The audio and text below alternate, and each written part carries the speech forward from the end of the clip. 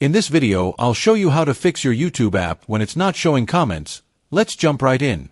First, make sure your app is updated.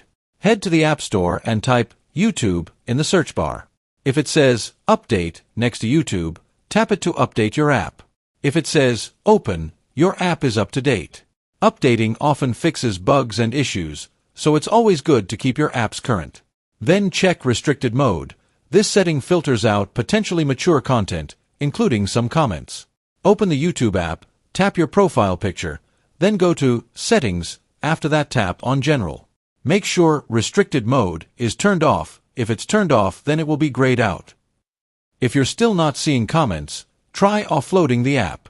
Go to your phone settings, tap on General, then iPhone Storage, find YouTube. Tap it, and select Offload App. This clears the app's cache and acts like a reset. After offloading, reinstall the app. Offloading the app won't delete your data, but it can clear up issues caused by cached files. By following these methods, you can easily view YouTube comments. I hope one of these tips helped. If they did, please like and subscribe to my channel. If you have any questions, leave them in the comments below.